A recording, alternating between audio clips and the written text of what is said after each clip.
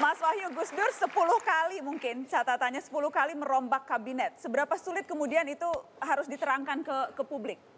Iya, kalau untuk substansi atau alasan pergantian itu porsinya adalah biasanya langsung oleh Gus Dur sendiri dan juga para juru bicara.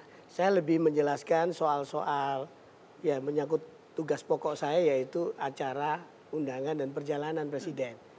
Tapi di perjalanan itulah yang kadang-kadang sering muncul bibit-bibit informasi untuk rencana mau bikin mencopot menteri ini mengganti menteri itu.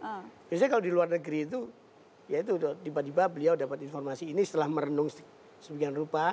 Gus Dur merasa fresh kalau dalam perjalanan ke luar negeri, ya kan? Dia istirahat cukup, segala macam merenung cukup, ya kan? Sehingga habis itu selalu ada aja dengan apa namanya ide-ide terus kemudian mengubah menterinya. Saya ingat suatu saat Pak Yusuf Kalla juga pernah menelpon. Karena waktu itu beliau lagi di Afrika kalau tidak salah.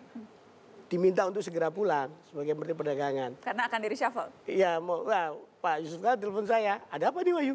Mohon izin Pak, saya tidak boleh menjawab substansinya apa. Langsung ditanyakan aja ke Gus Dur.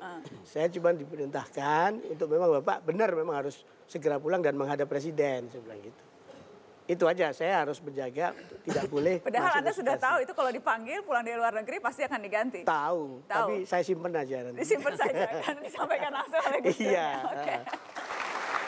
Pemirsa juga sudah hadir dua orang yang akan membantu kita kilas balik tentang para juru bicara istana. Saya perkenalkan pengamat politik CSIS, Jay Kristiadi, dan jurnalis senior Kompas yang lama bertugas di istana dan berkali-kali mengalami pergantian presiden, Joy Osdar. Mas Osdar, Mas Kristiadi, saya ingin minta tanggapan Mas Osdar. Oh iya, Juru bicara ini, Mas. menarik ini kalau Wahyu sama Adi ini. Yes. Pengangkatannya aja sudah menarik ini, terutama Wahyu. Waktu kita Gus Dur naik ke Amerika, mau ketemu Clinton waktu itu, Wahyu tiba-tiba nyelonong masuk di pesawat presiden. Kita, siapa ini? Ada orang gundul masuk ini. Wahyu ini. Karena dia pakaiannya juga seenaknya, kita kerjain dulu. Saya suruh mijet kaki dulu. Kita nih siapa? Wartawan-wartawan istana? Wah, dipijitin kakinya. Padahal kakinya kaos yang bau-bau. Mana yang kaosnya bau? Ah, suruh mijet dia. Tiba-tiba, begitu pulang dari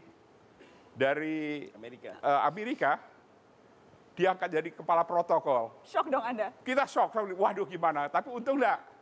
Jadi ketika itu hubungan wartawan dengan para punggawa istana ketika zaman Gus Dur memang jauh lebih dekat? Waduh, bukan hanya dekat. Udah seperti apa namanya? Nggak tahu mana yang pejabat, mana yang wartawan, udah nggak ada. Campur aduk ya.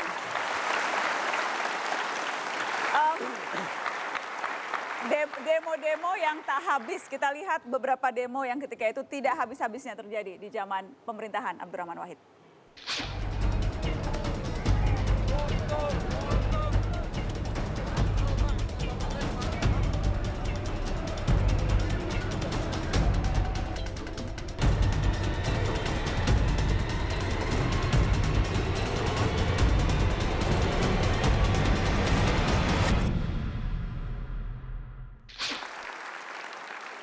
Adakah demo tertentu yang menurut Anda waktu itu keterlaluan atau semuanya sifatnya biasa-biasa saja, silakan saja karena toh Gus Durnya santai?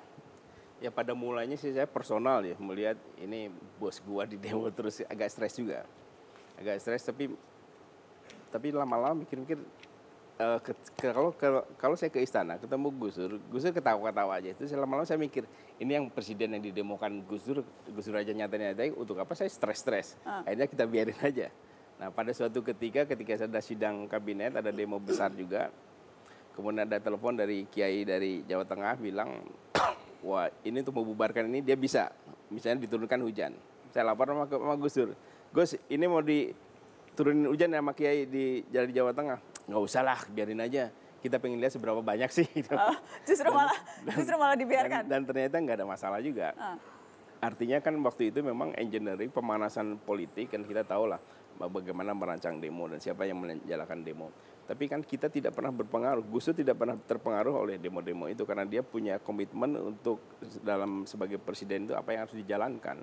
Nah demo-demo ini bagian dari riak-riak politik yang bisa dipahami. Dan tidak pernah betul-betul mengganggu tugas atau merasa fungsi Anda menjadi lebih sulit karena itu? Enggak, jadi ini kan hal yang biasa aja, justru saya lebih banyak itu kan bertarung dengan koboi-koboi dari Senayan di forum-forum dan di mana-mana, atau misalnya ada teman wartawan konfirmasi pernyataan dari Senayan begini, saya harus menanggapinya terutama soal reshuffle. Oke. Ya kira itu. Jadi sebetulnya suasananya tidak semencekam yang dibayangkan ya, atau? Sebenarnya mencekam juga bagi kami, tapi Gus Durnya rileks saja. Setelah itu dia makan edamame itu, akan kedelai sama si Rahmawati sama beberapa tokoh-tokoh LSM.